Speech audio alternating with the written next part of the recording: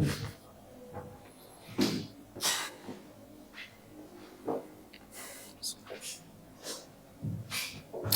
Everyone, myself Mohammad Arif Khan. और आज हम शुरू करने वाले हैं इंडियन पिनल कोड यानी कि भारतीय दंड संहिता की पहली क्लास। इनकी पहला लेक्चर से शुरू करने वाले हैं और आज का जो हमारा टॉपिक है वो है history of Indian penal code यानी कि भारतीय दंड संहिता का इतिहास। देखिए, समझने वाली बात यहाँ पर देखिए ये है कि भारतीय दंड संहिता इंडियन पिनल कोड, जैसे कि हम जानते हैं, ये हमारे पास एक ऐसी बुक है, एक ऐसी किताब है जिसमें क्राइम्स को डिफाइन किया गया है। यानी कौन कौन से क्राइम हैं, कहने का मतलब ये है कौन कौन से एक्ट्स हैं, कौन कौन से काम हैं जो किसी क्राइम के लिए आवश्यक होते हैं, क्राइम को बनाते हैं, वो उसमें डिफाइन किया गया है।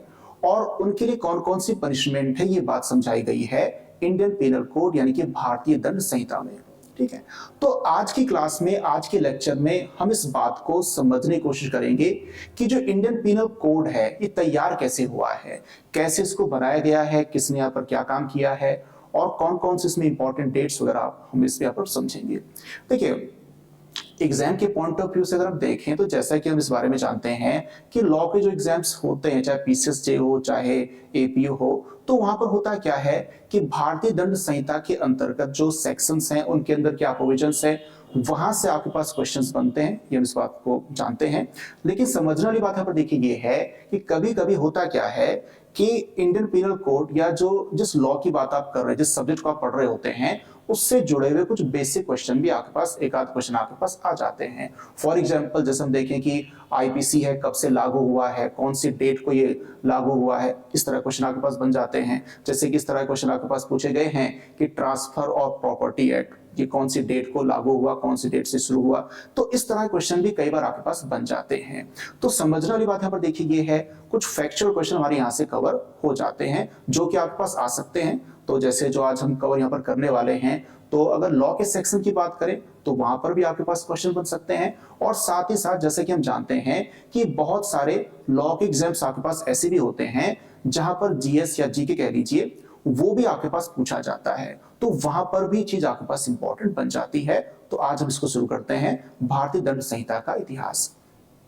अब देखिए, समझने वाली बात यहां पर देखिए ये है कि इंडियन पिनल कोड 1860, भारतीय दंड संहिता 1860, ये इसका पूरा नाम हो जाता है। तो यानी कि इसका मतलब ये है कि इसकी जो शुरुआत हुई है या इसको बनाने का जो काम हुआ है वो ब्रिटिश एज में हुआ है, आजादी से पहले हुआ है। यानी कि इसका मतलब ये है कि इसका जो इतिहास होगा वो ब्रिटिश इतिहास के साथ जुड़ा हुआ होगा। तो वहीं से हम इसकी शुरुआत करते हैं। देखिए, समझने वाली बात यहां पर देखिए ये है कि अगर हम 1947 से पहले की बात हम करें तो इंडिया में उस टाइम पर ब्रिटिश गवर्नमेंट का रूल उस टाइम पर हुआ करता था। अब ब्रिटिश गवर्नमेंट के रूल यानी कि शासन का मतलब ये है कि यहाँ पर जो भी व्यवस्था होगी उन सबको चलाने का काम, उन सबको कंट्रोल करने का काम ब्रिटिश गवर्नमेंट करेगी। तो समझने वाली बात यहाँ पर देखिए ये है कि हमारी कंट्री में बहुत सारे सिस्टम्स ऐसे हैं जिनको बनाने का काम ब्रिटिश गवर्नमेंट के टाइम पर किया गया है। उन्हीं में से एक हमारे पास ये भी जो जुडिशल सिस्टम जो देखने का आज हम यहाँ पर देख रहे होते हैं, तो इसमें भी अच्छा खासा जो हिस्सा है ये उस टाइम पर बनाया गया था। ठीक है, अब जरा इतिहास के पॉइंट ऑफ व्यू से हम देखें तो ब्रिटिशर्स के आने से पहले इंडिया में क्या हुआ करता था, जो आप ये कह लीजिए मुगल एज उस टाइम पर हुआ करती थी, जो मुगल यानी जो मुस्लिम शासक उस टाइम पर रूल किया करते थे। ठीक है, अब समझने वाली बात यहाँ पर यह है कि जब न्यायिक व्यवस्था की बात हम करते हैं तो ये भी कहीं ना कहीं शासन का पार्ट उस टाइम पर भी हुआ करता था। ठीक है, तो उस टाइम पर क्या होता था, हल्का सा उस बात को हम समझने की कोशिश करें। देखिए, उस टाइम पर यह हुआ करता था कि जब हम, अगर हम न्याय व्यवस्था की बात हम करें तो उस टाइम पर क्या हुआ करता था कि जैसा कि हम जानते हैं कि दो तरह के डिस्प्यूट हमें देखने को मिलते हैं, दो तरह की हमें चीजें देखने को मिलती हैं कि एक तो होता क्या है कि जो लोग हैं उनके पर्सनल इश्यूज होते हैं, यानी कहने का मतलब ये है कि पर्सनल मामले होते हैं जिनको सुलझाने का काम जुडिशल सिस्टम को करना होता है, और कुछ मामले ऐसे होते हैं जिनका रिलेशन अपराध यानी कि क्राइम से होता है। ठीक है, अब इंडिया के साथ एक मेन आप प्रॉब्लम तो ही कहेंगे, लेकिन एक खास बात ये कहेंगे कि इंडिया के साथ ऐतिहासिक तौर पर ही ये बात हमें देखने को मिलती है कि अलग अलग तरह के धर्म, अलग अलग तरह के रीति रिवाज, अलग अलग तरह की परंपराएं हमें देखने को मिलती हैं। तो इसी वजह से उस टाइम पर भी ये हुआ करता था कि जो मुस्लिम शासक उस टाइम पर क्या काम किया करते थे कि जो लोगों के, यानी जो लोग इंडिया में रह रहे हैं, उनके जो पर्सनल मामले हैं, यानी कि शादी, तलाक, जमीन का बंटवारा, यानी जिसे विरासत वगैरह हम कह रहे होते हैं, तो इन सबको सुलझाने का काम, यानी कि इसको लेकर के अगर कोई विवाद पैदा होता है, कोई डिस्प्यूट पैदा अगर होता है, तो उनको सुलझाने का काम किससे किया जाएगा? जो उनके पर्सनल लॉज हैं। पर्सनल लॉज का मतलब उस टाइम पर क्या हो गया? देखिए, होता क्या है, हम किसी भी धर्म की बात करें, हर धर्म की अपने कुछ रीति रिवाज होते हैं, कुछ धार्मिक बुक्स होती हैं, चाहे मुस्लिम धर्म की बात करें, हिंदू धर्म की बात करें, कुछ धार्मिक किताबें होती हैं, और उनके अंदर बिखरे हुए रूप में ही सही हमारे पास कुछ प्रोविजंस होते हैं। तो उस टाइम पर क्या काम किया गया कि उसके सहारे क्या किया जाएगा कि जो पर्सनल मामले हैं, इनकी पर्सनल अफेयर्स को लेकर जो डिस्प्यूट्स हैं, उससे सॉल्व किए जाएंगे। ये उस टाइम पर हुआ करता था। और जहां तक बात है क्राइम के मामले की, जहां तक बात है कि क्राइम किया गया है, क्या पनिशमेंट दी जाएगी, तो उस टाइम पर ये हुआ करता था कि जो मुस्लिम लॉ है, जो मुस्लिम परंपराएं हैं, वो उस टाइम पर लगती थी। जैसे मुस्लिम लॉज की बात अगर हम करें, तो जैसे कि कुरान शरीफ है, हदीस है, इज्मा है, सुन्नत है, तो कहने का मतलब ये है कि वहां पर जो प्रोविजंस दिए गए हैं, उसके अकॉर्डिंग उस टाइम पर क्राइम के मामलों में डिसीजन वहां पर उस तरीके से दिया जाता था। तो यानी कि इसका मतलब ये है कि जिस टाइम पर ब्रिटिशर्स यहां पर इंडिया में आए, तो उस टाइम पर न्यायिक व्यवस्था कुछ इस तरह से काम करती थी, संक्षेप में आप ये कह सकते हैं कि कुछ इस तरह से काम किया करती थी कि जो पर्सनल मामले जो हुआ करते थे, वो सुलझाए जाते थे। जो लोग हैं उनके पर्सनल धर्म के अकॉर्डिंग, पर्सनल रीति रिवाज के अकॉर्डिंग उन पर वो लग जाया करता था। और जहां तक क्राइम की बात है, उनके ऊपर क्या हुआ करता था? मुस्लिम लॉ लगा करता था। ये चीज हमारे पास होती है। ठीक है, अब ये तो मोटी सी बात हम यहाँ पर समझ गए, लेकिन अब समझने वाली बात यहाँ पर देखिए ये है कि हमने ये कह दिया कि जो क्राइम के मामले हैं, यानी कि दंड के जो मामले हैं, अपराध के जो मामले हैं, उनके ऊपर मुस्लिम लॉ लगेगा। ये बात तो हमने यहाँ पर कह दी, लेकिन समझने वाली बात यहाँ पर देखिए ये है कि किस क्राइम के लिए क्या पनिशमेंट होगी, कौन सा क्राइम होगा, ये सारी जो बातें हुआ करती थी कोडिफाइड नहीं थी। समझने वाली बात यहाँ पर देखिए ये है, अगर हम कुरान शरीफ की बात करते हैं या हम किसी और मुस्लिम बुक्स वगैरह की बात अगर हम करते हैं, तो एक्चुअल में एक पूरी तरीके से आप भी कह सकते हैं कि पूरी तरीके से एक अपराध की कानून के लिए डेडिकेटेड नहीं हुआ करती थी। कहने का मतलब ये है कि अपराध के अलावा और भी कई सारी बातें वहां पर हो सकती हैं। तो ऐसे में जो ब्रिटिशर्स थे, जब उनका रूल स्टैब्लिश यहाँ पर ये हो गया, तो ऐसे में उनकी सोच यहाँ पर ये बनी कि काम कुछ ये किया जाए कि एक कोड तैयार कर लिया जाए। कहने का मतलब ये है कि जो क्राइम की जो लॉ है, कोडिफाइड रूप इनको दिया जाए कि बकायदा लिखा हुआ हो और बिल्कुल सर्टेनली डिफाइन किया जाए कि भाई ये एक्ट है तो क्राइम होगा और उसके लिए पनिशमेंट मिलेगी। ऐसी कुछ सोच वहां पर बनाई गई और उसी के अकॉर्डिंग काम फिर शुरू हुआ। तो ऐसे में क्या क्या काम यहाँ पर शुरू हुए, उसी की बात हम यहाँ पर शुरू करते हैं। देखिए, एक छोटी सी बात हम आपको और बताते चलें कि ब्रिटिश एज में हमें देखने को मिलता है कि ब्रिटिश जो पार्लियामेंट हुआ करती थी, इंडिया के लिए टाइम टू टाइम कुछ एक्ट पास करती थी। 1773 में रेगुलेटिंग एक्ट पास किया गया। उसके बाद हम आगे बढ़ते हैं 1784, 1786, 1806, 1813, 1833। तो एक लंबी सी श्रृंखला हमारे सामने आती है कि ब्रिटिश गवर्नमेंट, ब्रिटिश पार्लियामेंट में कुछ एक्ट पास करती थी और हमारी कंट्री में क्या व्यवस्था चलेगी न्याय को लेकर के, प्रशासन को लेकर के, तो उन सबको डिसाइड करने का काम ये एक्ट उस टाइम पर करते थे। तो इसी सीरीज में हम देखते हैं कि 1833 में भी एक एक्ट पास किया गया, 1833 का एक एक्ट पास किया गया। और 1833 का जो एक्ट था, उसमें और बातों के अलावा ये बात भी डाली गई कि इंडिया के लिए एक लॉ कमीशन तैयार किया जाए। तो यानी कि इसका मतलब ये है कि फर्स्ट लॉ कमीशन की जो रिकमेंडेशन थी वो 1833 में दी हुई थी कि एक लॉ कमीशन भारत के लिए बनाया जाए, एक विधि आयोग भारत के लिए बनाया जाए, जो इस बात के लिए सिफारिश करे कि इंडिया में कानून कैसे कैसे होने चाहिए, किस तरह से कानून को बनाया जाए। उन सबको आप ये कह सकते हैं कि उन सबको रिकमेंड करने का काम लॉ कमीशन करेगा। और लॉ कमीशन का प्रोविजन किसमें दिया गया? 1833 के एक्ट में दिया गया। तो उसके अकॉर्डिंग यहां पर क्या काम किया गया? फर्स्ट लॉ कमीशन तैयार कर दिया गया। अब इसी के साथ ही अगर हम अपने चैप्टर की बात करें, हमारे चैप्टर इस तरह से शुरुआत अब यहां पर इसकी हो जाती है और अब कुछ फैक्चुअल चीजें हमारे सामने आनी शुरू हो जाती हैं। तो जैसे की बात हम यहाँ पर कह चुके हैं, the Indian penal code has its roots in the times of British rule in India. ये हम डिस्कस यहाँ पर कर चुके हैं कि जो भारतीय दंड संहिता है, इसको बनाने का जो काम है वो कब किया गया? ब्रिटिश एज में किया गया। एक बात हम आपको बताते चले हिस्ट्री के पॉइंट ऑफ व्यू से, जो कि हमें अगर इसको समझे तो हमारे बहुत बेहतर है। अगर हम ब्रिटिश गवर्नमेंट की बात हम यहाँ पर करें, तो एक छोटी सी बात आपको बताते चले कि 1858, 1858, ये हमारे पास एक टाइम है। 1858 से पहले 1858 से पहले इंडिया में जो शासन था वो किसका था? वो ब्रिटिश ईस्ट इंडिया कंपनी का था, एक कंपनी का था, ठीक है। और 1858 के बाद इंडिया के ऊपर जो कंट्रोल होता है वो डायरेक्टली ब्रिटिश गवर्नमेंट का होता है।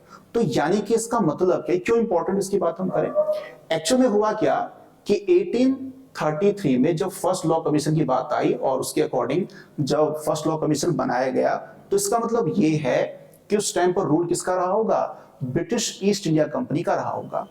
और जैसे कि आगे आपको पता यहाँ पर बताते हैं कि 1834 से क्या होता है, इंडियन पिनल कोड को बनाए जाने की शुरुआत हो जाती है। तो यानी कि इसका मतलब ये है कि इसको बनाने की शुरुआत किसने की होगी, यानी कि किसके टाइम पर हुई होगी? ब्रिटिश ईस्ट इंडिया कंपनी के शासन के टाइम पर इसकी शुरुआत हुई। और 1860 में जब ये बनकर तैयार हुआ और आगे हम देखते हैं कि 1862 में लागू हुआ। तो यानी कि इसका मतलब ये है कि जब ये इन्फोर्समेंट में आया, जब ये लागू हुआ, तो उस टाइम पर इंडिया में ब्रिटिश गवर्नमेंट का डायरेक्टली कंट्रोल हो चुका था। चलिए, तो इस बात को हम समझते हुए अब यहाँ पर आगे बढ़ते हैं। तो फर्स्ट पॉइंट यहाँ पर क्या है? In 1834 the first law commission led by Thomas Babington Macaulay drafted the Indian penal code under the charter act of 1833 which was submitted to the Governor General of India Council in 1837 but it was again revised। तो कहने का मतलब यह है कि 1834 1834 में इसका पहला ड्राफ्ट तैयार किया गया बाय लॉर्ड मैकॉले। पूरा नाम इनका ये होता है थॉमस बेबिंगटन मैकॉले, लेकिन इनको शॉर्ट में कहा जाता है लॉर्ड मैकॉले। तो कहने का मतलब ये है कि 1834 में जो फर्स्ट लॉ कमीशन था उसके हेड थे लॉर्ड मैकॉले। तो इन्होंने 1834 में क्या किया? पहला इसका ड्राफ्ट तैयार किया। ड्राफ्ट तैयार करने के बाद जो गवर्नर जनरल ऑफ इंडिया थे उस टाइम पर, उसके पास इनको भेज दिया गया, यानी कि उनके काउंसिल में इसको भेज दिया गया। ठीक है, कमेंट करके आप हमें बताइएगा कि इस टाइम पर यानी कि 1834 में इंडिया का गवर्नर जनरल कौन था? गवर्नर जनरल ऑफ इंडिया कौन था इस टाइम पर? आप ये ढूंढ करके हमें बताइएगा कौन इस टाइम पर था। ठीक है, हल्का अगर हिंट आपको देते अगर हम चलें तो हो सकता है शायद लॉर्ड विलियम बेंटिंग हो या वर्ड हेस्टिंग्स हो या लॉर्ड हार्डिंग हो, ऐसे कुछ हो सकता है, आप ढूंढ के बताइएगा। चल आगे बढ़ते हैं। तो कहने देखिए मतलब ये है कि कुल मिलाकर के 1834 में इसका ड्राफ्ट तो तैयार किया लेकिन इसको फाइनली पास नहीं किया जा सका। उसके बाद क्या हुआ? The code was completed in 1850। तो इस तरह से हम देखते हैं कि 1850 में ये पूरी तरह से बनकर के तैयार हो गया and presented to the legislative council in 1856। ठीक है, जो उस टाइम पर विधान परिषद हुआ करती थी उसके पास इसको भेज दिया गया 1856 में। लेकिन उस टाइम की बात हम करें तो उस टाइम पर भी ये काम पूरी तरीके से पास नहीं हो पाया, यानी कि लागू नहीं हो पाया, क्योंकि जैसा कि हम जानते हैं 1857 में इंडिया में क्या हुआ था? Great rebellion of 1857। हम सब जानते हैं कि 1857 का विद्रोह शुरू हो गया और उसके बाद फिर ठंडे बस्ते में चला गया। चलिए, उसके बाद क्या हुआ? जैसे कि हमने भी आपको बताया कि जब ये 1857 का विद्रोह खत्म हो गया तो उसके बाद फिर 1858 में क्या हुआ कि इंडिया का जो शासन था वो ब्रिटिश ईस्ट इंडिया कंपनी के हाथ से निकल करके पहुंच गया डायरेक्टली ब्रिटिश गवर्नमेंट के पास, और उसके बाद फिर इस काम को दोबारा आगे बढ़ाया गया। It was finally passed into law on October 6, 1860। तो फाइनली हुआ क्या? 6 अक्टूबर 1860 को ये इंडियन पिनल कोड क्या हो गया? पास हो गया। तो अभी इंपॉर्टेंट डेट्स हैं जो आपको याद रखनी है कि जैसा आपसे पूछा गया कि इंडियन पिनल कोड यानी कि भारतीय दंड संहिता कौन सी तारीख को पूरी तरीके से पास हुई, तो हमारे पास का आंसर हो गया 6 अक्टूबर 1860। ठीक है, after a careful revision by Barnes Peacock. समझने वाली बात यहाँ पर देखिए, हमारे पास एक फैक्ट है कि जैसा कि हम आपको बताते चले 1834 से इसको बनाने का काम शुरू हुआ था और उसके बाद कई बार इसको रिवाइज किया गया। तो ऐसा नहीं कि बहुत जल्दी अचानक से बना दिया गया हो, काफी इसमें अमेंडमेंट किए, काफी इसको सुधारने का काम किया गया, काफी सिफारिशों को इसमें जोड़ा गया। तो कहने का मतलब ये है कई बार इसका रिवीजन हुआ और फाइनली इसका रिवीजन किसने किया? बार्नेस पीकॉक ने। लास्ट रिवीजन इन्होंने किया था, इसको पास होने से ठीक पहले। ठीक है, और इनके बारे में क्या बताया गया? Who letter became the first chief justice of the Calcutta high court. तो कलकत्ता हाई कोर्ट के फर्स्ट चीफ जस्टिस बने थे। हम आपको याद दिलाते चलें कि 1861 में क्या होता है, इंडियन हाई कोर्ट एक्ट पास होता है और उसके अकॉर्डिंग इंडिया में कई सारी हाई कोर्ट्स बननी भी शुरू हो जाती हैं। चलिए आगे बढ़ते हैं। अगला point, the code became effective on January 1st 1862। Most important question, क्या यहां पर कहा गया, the code became effective on January 1st 1862। तो आपसे क्वेश्चन अब यहां पर ये पूछा गया कि जो भारतीय दंड संहिता है कौन सी डेट को लागू हुई है, तो उसका हमारे पास आंसर ये हो गया 1 जनवरी 1862। एक इंपॉर्टेंट फैक्ट यहां पर और है, इंपॉर्टेंट भले एग्जाम के हिसाब से ना हो लेकिन इंटरेस्टिंग फैक्ट कह सकते हैं कि अनफॉर्चुनेटली क्या हुआ, Macaulay died near the end of 1859। यानी कि जिस व्यक्ति ने इसकी शुरुआत की थी, लॉर्ड मैकॉले, दुर्भाग्यवश आप ये कह सकते हैं कि उसका रिजल्ट ये नहीं देख पाए। 1862 में इंडियन पेनल कोड लागू हुआ लेकिन 1859 तक इनकी डेथ हो चुकी थी। आगे बढ़ते हैं। It was applicable to the entire then British India. However, until the 1940s, it did not apply automatically to the princely states which had their own courts and legal systems. सातों point यहाँ पर क्या है, in its 42nd report in 1971, the Law Commission proposed revising the IPC and as a result, several changes were made to it. क्या इन lines का मतलब, बात आपको बताते चलें। जो पांचों पॉइंट अभी आपने यहाँ पर पढ़ा उसका मतलब क्या है, उसका सिंपल सा मतलब ये है कि एक बार जैसे हमने यहाँ पर कहा कि 1 जनवरी 1862 को ही लागू हो गया, तो कहाँ कहाँ पर लागू हुआ, हल्का सा आपको समझाते चलें। देखिए, अगर हम उस टाइम की व्यवस्था की बात आपको बताएं तो उस टाइम पर इंडिया के जो स्टेट्स हुआ करते थे कुछ डिफरेंट टाइप के हुआ करते थे। सबसे पहली बात, ऐसे स्टेट्स जो कि डायरेक्टली कंट्रोल में आया करते थे ब्रिटिश गवर्नमेंट के, उनको कहा गया ब्रिटिश स्टेट्स। तो वहां पर तो तुरंत लागू हो गया। कहने का मतलब यह है कि ऐसे इलाके, ऐसे स्टेट्स जो कि डायरेक्टली ब्रिटिश गवर्नमेंट के अंडर में आते हैं, कि वहां का रूल कैसे चलेगा, कौन चलाएगा, सब कुछ ब्रिटिश गवर्नमेंट के अंडर में है, उन्हें कहा गया ब्रिटिश स्टेट्स। तो वहां पर इनको लागू कर दिया गया तुरंत। एक तो बात हमारे पास ये हो गई, ठीक है। लेकिन इसके अलावा कुछ ऐसे भी स्टेट्स हुआ करते थे जो कि इनडायरेक्टली, यानी कि डायरेक्टली इंडायरेक्टली ब्रिटिश गवर्नमेंट के कंट्रोल में आते थे और वहां पर राजा महाराजाओं का रूल हुआ करता था और उन्हें उस टाइम पर कहा जाता था प्रिंसली प्रोविंसेस। हिंदी में कहें तो उनको देशी रियासतें उस टाइम पर कहा जाता था। तो समझने वाली बात यहां पर यह है कि 1940 तक वहां पर ये ऑटोमेटिकली लागू नहीं था और उसके बाद फिर वहां पर भी लागू होना शुरू हो गया। मतलब ऐसे प्रिंसली स्टेट्स जिनकी अभी खुद की कोर्ट है, अगर खुद की कोर्ट वगैरह नहीं तो बात अलग है, लेकिन जिनकी खुद की कोर्ट है, खुद का लीगल सिस्टम है, तो वहां पर ये अपने आप लागू नहीं हुआ करता था। ठीक है, वहां पर अपने आप लागू नहीं हुआ करता था, बल्कि वहां पर क्या हुआ करता था, जो प्रिंसली, जो प्रोविंस, जो वहां के जो राजा महाराजा हुआ करते थे, उन पर डिपेंड करता था कि अपने लागू कर सकते हैं और चाहे तो ये व्यवस्था रहने दी जाए। ऐसा वहां पर हुआ करता था। आगे बढ़ते हैं। अब इसके बाद यहाँ पर क्या हुआ, 42nd रिपोर्ट 1971 में जो लॉ कमीशन की थी, तो उन्होंने यहाँ पर रिकमेंडेशन दी कि कुछ इसमें अमेंडमेंट किए जाने चाहिए।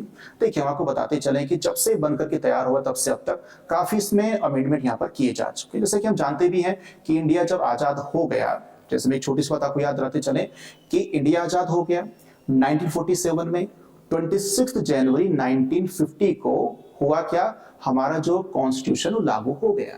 तो अब कई बार हमारे दिमाग में क्वेश्चन ये आते हैं कि जब हमारा खुद का संविधान लागू हो चुका है, खुद की व्यवस्था हमारी है, तो ऐसी कंडीशन में वे कानून जो कि आजादी से पहले बने थे या इस कॉन्स्टिट्यूशन के लागू होने से पहले बने थे, उनका क्या हुआ होगा। तो इसका जो आंसर वो हमें मिलता है इंडियन कॉन्स्टिट्यूशन का जो आर्टिकल नंबर 13 क्लॉज 1 है, जहां पर आपके पास डॉक्ट्रिन ऑफ इक्लिप्स यानी ग्रहण का सिद्धांत भी दिया हुआ होता है। तो ये सारी बातें आपको वहां पर क्लियर होती है। हम शॉर्ट में आपको बताते ही चलें कि उसके लिए सिंपल सा प्रोविजन ये है कि ऐसे कानून, भाई आजादी से पहले जो कानून बने थे, तो ऐसा नहीं है कि इंडियन कॉन्स्टिट्यूशन के लागू होते के साथ ही सारे खत्म हो जाएंगे, ऐसा नहीं है। अगर हम उनको खत्म करना चाहते हैं तो ऐसे में क्या करना होगा, पार्लियामेंट से लॉ पास करके उनको खत्म किया जा सकता है, उनके इफेक्ट को खत्म किया जा सकता है। लेकिन अगर पार्लियामेंट में लॉ पास करके ऐसे पुराने जो ओल्ड जो लॉज है उनको खत्म अगर नहीं किया गया है तो वो चलते रहेंगे, यानी कि इफेक्ट में होंगे। लेकिन कंडीशन क्या है, कंडीशन ये है कि उनमें कोई ऐसी बात नहीं होनी चाहिए जो हमारे फंडामेंटल राइट के अगेंस्ट हो। कहने का मतलब यह है कि वे वहां तक लागू होंगे जहां तक वे फंडामेंटल राइट्स के अगेंस्ट नहीं है। तो ये बात हमारे पास हो जाती है। तो इस तरीके से हम देखते हैं कि जो इंडियन पीनल कोड है और भी कई सारे लॉ की बुक्स, लॉ के ये कह लीजिए कि कानून हैं जो कि पहले से चले आ रहे थे, आगे तक भी चलते रहे, उन्हीं में से एक हमारे पास इंडियन पीनल कोड भी है। लेकिन यहाँ पर क्या होता है कि हमारी जो पार्लियामेंट है वो टाइम टू टाइम इसमें अमेंडमेंट करती रहती है कि जहां लगता है कि प्रोविजन पुराना हो गया है, कुछ इसमें यहाँ पर नया काम किया जाए, कुछ हटा दिया जाए, कुछ वहां पर जोड़ दिया जाए, ऐसे काम लगातार चलते जाते हैं। तो यानी कि इसका मतलब ये है कि यहां से हमें आंसर ये भी मिला कि इसका मतलब ये है कि इंडियन पीनल कोड जो है उसमें अमेंडमेंट करने का काम एक तो किसके पास है, एक तो अमेंडमेंट जो उसमें संशोधन जो करना है, तो ये राइट हमारी पार्लियामेंट यानी कि संसद के पास होता है, एक तो ये। और इसके अलावा जैसा कि हम इस बारे में जानते हैं, किसी भी लॉ को या कॉन्स्टिट्यूशन किसी प्रोविजन को इंटरप्रेट यानी कि उसको एक्सप्लेन करने का काम कौन करती है, हमारी सुप्रीम कोर्ट करती है। और इसके अलावा दूसरी बात यह है कि अगर कोई प्रोविजन ऐसा है जो हमारे कॉन्स्टिट्यूशन के खिलाफ है या कुछ ऐसी चीजें हैं, तो उन सब को कहने का मतलब है कि उन सबको रिव्यू करने का काम का जो राइट है वो भी सुप्रीम कोर्ट के पास होता है। तो आगे हम यहाँ पर बढ़ते हैं। तो इसी के हमारे पास दो एग्जांपल है, एग्जांपल नंबर ये पॉइंट 8 और पॉइंट नंबर 9। तो यहाँ पर क्या हुआ, एग्जांपल आपको दिए गए हैं कि सेक्शन नंबर 377 है आईपीसी में, जो कि होमोसेक्सुअलिटी को, जो कि ये कह लीजिए कि जो समलैंगिकता को जो अपराध घोषित करता था, तो 6 सितंबर 2018 को क्या हुआ, इसको जो है डीक्रिमिनलाइज कर दिया गया। यानी कि सुप्रीम कोर्ट ने कहा कि अभी अपराध नहीं है, होमोसेक्सुअलिटी अपराध नहीं है, ये बात यहाँ पर हुई। इसके अलावा अगला हमारे पास एग्जांपल क्या है, 27 सितंबर 2018 को यहाँ पर क्या होता है कि 497 सेक्शन नंबर 497 में एडल्ट्री के बारे में दिया हुआ है। तो इसको भी जो है ये कह लीजिए, इसको भी कहने का मतलब ये है कि इसको रद्द कर दिया गया,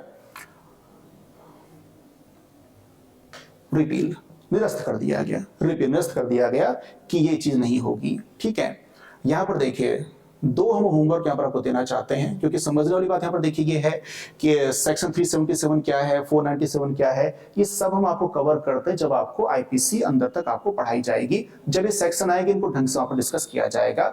लेकिन आप लोगों के लिए थोड़ा सा हमारी तरफ से काम है वो ये कि कौन से केसेज में काम हुआ था, ये कौन सा केस था जिसमें ये काम किया गया, कौन सा केस था जिसमें इसको रद्द किया गया।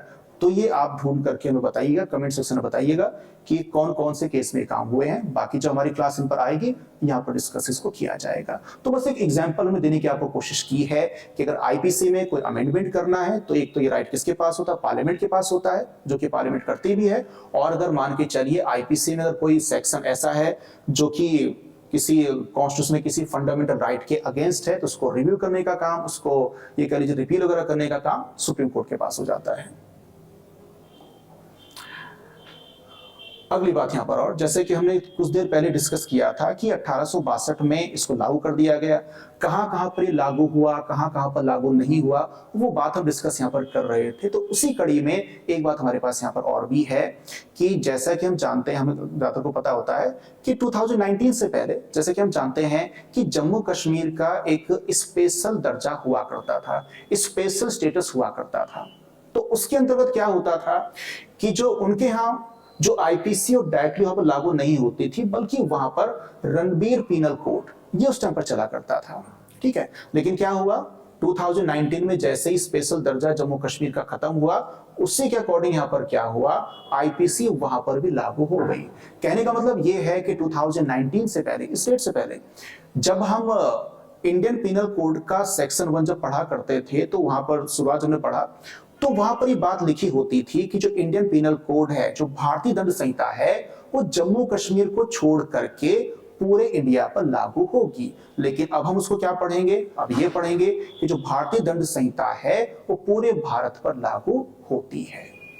ठीक है, तो बस ये पॉइंट यहाँ पर दिया गया, the code took effect in Jammu and Kashmir on October 31, 2019 as a result of the Jammu and Kashmir Reorganization Act of 2019 and it replaced the state's Ranbir penal code, जो कि हम डिस्कस यहां पर कर चुके हैं। इसके बाद हल्का सा भी देख लेते हैं कि जो इंडियन पीनल कोड है उसका बेसिक स्ट्रक्चर क्या है, इसको देख लेते हैं। तो जैसे कि आप यहां पर देख रहे हैं, देयर आर 23 चैप्टर्स, यानी कि जो इंडियन पीनल कोड है 23 चैप्टर में इसको डिवाइड किया गया है, और जो 23 चैप्टर्स है उनके अंदर कुल मिलाकर के 511 सेक्शंस इसके अंदर हैं। ठीक है।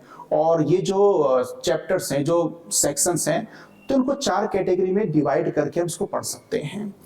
तो 4 कैटेगरी में क्या क्या चीजें हैं? सबसे पहले पहली कैटेगरी में आप डाल सकते हैं चैप्टर नंबर 1 से लेकर के चैप्टर नंबर 5 तक। तो क्या लिखा हुआ है? Deals with general matters relating to the extent, definitions, principles, liability etcetera, principle of liability etcetera. तो कहने का मतलब ये है कि शुरुआत की जो 5 चैप्टर हैं, तो वहां पर क्या किया गया है? वहां पर बेसिकली डिफाइन करने का काम किया गया है। इनके सामान्य से जो मैटर्स है उसमें दिए गए हैं। जैसे कि आप देखिए फर्स्ट जो चैप्टर वहां पर इंट्रोडक्शन के बारे में दिया हुआ है, जो सेकंड उसमें एक्सप्लेन करने का काम किया गया है, जो थर्ड है वहां पर पनिशमेंट के बारे में बताया गया है कि पनिशमेंट के बारे में बेसिक से प्रिंसिपल्स वगैरह दिए हुए हैं। जो अगर हम चैप्टर नंबर 4 की बात करें तो जनरल एक्सेप्शंस हमारे पास दिए हुए हैं। तो कहने का मतलब ये है कि जो पहली कैटेगरी में आपने रख दिया 1 से लेकर के 5 तक, जहां पर बेसिक सी बातें समझाई गई हैं, कहां तक इसका विस्तार है, क्या इसमें डेफिनेशंस हैं, कौन कौन से प्रिंसिपल्स लायबिलिटी के हैं, वो समझाए गए हैं। तो पहले आप ये कर सकते हैं। दूसरी कैटेगरी में आप डाल सकते हैं चैप्टर नंबर 6 से लेकर के चैप्टर नंबर 15 तक, deal with public matters between individuals and the states. तो कहने का मतलब यहां पर ये है कि जो सार्वजनिक जो मुद्दे हैं, यानी जो पब्लिक मैटर्स हैं इंडिविजुअल्स के बीच, का मतलब यहाँ पर क्या हो गया कि भारत में रहने वाले जो लोग हैं उनके बीच में अगर कुछ मुद्दे हैं तो उनके बीच में कौन कौन से डिस्प्यूट्स हो सकते हैं, कौन कौन से उसमें क्या क्या वहां पर काम किया जा सकता है, वो सारी बातें समझाई गई हैं। इसके अलावा अगर कोई डिस्प्यूट है मान के चलिए आम आदमी के बीच में और गवर्नमेंट के बीच में, तो कुछ ऐसे मुद्दे भी होते हैं, कुछ ऐसे ऑफेंस या एक्ट भी हो सकते हैं, तो वो सारी चीजें आपको दूसरी कैटेगरी में मिल जाती हैं। Chapter number 16 to chapter number 22, तो यहां पर क्या, these are primarily concerned with criminal offences committed by individuals against individuals और legal entities other than the states.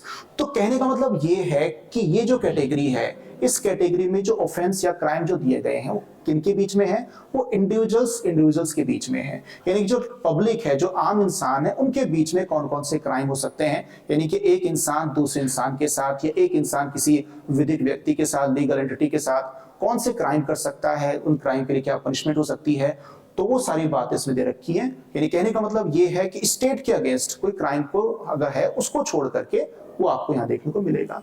यानी कि व्यक्तियों के बीच की जो डिस्प्यूट्स वगैरह हैं, जो क्राइम है, वो आपको यहाँ देखने को मिलते हैं। लास्ट यहाँ पर कैटेगरी है चैप्टर नंबर 23। तो क्या लिखा हुआ है? इज रेजिड्यू, यानी कि अवशेष के रूप में यहाँ पर डाल दिया गया, साथ में इसको जोड़ दिया गया। क्यों जोड़ दिया गया? Establishing the principles of punishment for attempting to commit an offense where no specific provisions has been made. Next जो हमारी क्लास होगी आईपीसी की, तो वहां पर हम ये डिस्कस करेंगे कि किसी क्राइम को करने के लिए कौन कौन से स्टेजेस होते हैं। तो जब स्टेजेस की बात आती है तो उसमें प्रिपरेशन की बात भी होती है कि मान के चलिए क्राइम करने से पहले मैंने कोई प्रिपरेशन की तैयारी की, और तैयारी करने के बाद क्या हो, तो मैं उसको अटेम्प्ट करता हूं, यानी कोशिश करता हूं और कामयाब हो गया, यानी कि जो कोशिश मैंने की, किसी को मारने की कोशिश की, मार दिया, तो क्राइम पूरा हो गया। ठीक है। तो अब समझने वाली बात यहाँ पर कुछ ऐसी है कि अगर आप कोई क्राइम करते हैं, क्राइम करने की कोशिश करते हैं, तो कई बार ऐसा भी होगा कि आप क्राइम करना चाहते थे, नहीं कर पाए, लेकिन कोशिश आपने की है। तो होता क्या है कि अटेम्प्ट अगर आपने क्राइम का किया है तो वो भी अपने आप एक ऑफेंस होता है और उसके लिए भी पनिशमेंट होती है। अब होता क्या है, कई सारे तो ऐसे ऑफेंस होते हैं जहां पर मान के चलिए क्राइम है, यानी कि क्राइम के बारे में दिया और डेफिनेशन दे रखी है और पनिशमेंट दे रखी है, और वहीं पर किसी सेक्शन में अलग से समझा दिया गया कि अगर आप मर्डर, जैसे एग्जांपल के तौर पर अगर आप मर्डर करते हैं तो पनिशमेंट ये होगी, मर्डर आप करना चाहते थे, आपने सिर्फ अटेम्प्ट किया है, कर नहीं पाए पूरी तरीके से, तो पनिशमेंट ये होगी, अलग सेक्शन में बता दिया गया। तो ये सेक्शन में बताता है कि अगर कहीं पर दिया है तो ठीक है, लेकिन अगर कहीं पर किसी क्राइम के बारे में दिया हुआ है कि क्राइम करने पर ही पनिशमेंट मिलेगी, लेकिन ये नहीं समझाया गया कि क्राइम करने का, ऑफेंस करने का आप अटेम्प्ट करते हैं तो क्या पनिशमेंट मिलेगी। अगर वहां पर समझाया हुआ नहीं है तो उसके बाद फिर आप क्या करेंगे, ये जो आपके पास चैप्टर है 23, आप ये खोल के देखेंगे, इसमें सेक्शन नंबर 511 है, फिर उसके बाद आपको वहां देखने को मिलेगा। तो यानी कि इसका मतलब ये है कि अगर आप कोई क्राइम करते हैं, क्राइम करने के लिए अटेम्प्ट करते हैं मान के चलिए, तो अगर उस अटेम्प्ट की पनिशमेंट अलग से नहीं दे रखी है तो फिर पनिशमेंट का डिसीजन कहां से लिया जाएगा, वो फिर चैप्टर नंबर 23 का जो सेक्शन नंबर 511 है, 511 है, वहां से लिया जाएगा। ठीक है, तो इस तरीके से पहली क्लास हमारी आज की यहाँ पर खत्म होती है। तो इस क्लास में यहाँ पर कवर करने की कोशिश की है कि आईपीसी की हिस्ट्री क्या है और आईपीसी का बेसिक स्ट्रक्चर क्या है। ठीक है, तो अब इसके बाद आप यहाँ पर जो डेट्स आपको बताई गई उसको आप याद रखिएगा, एक आधा नंबर का आपके पास आ सकता है। तो ठीक है, फिर अपना पढ़ाई लिखाई कीजिए और फिर हम मिलते हैं नेक्स्ट क्लास में। Okay bye.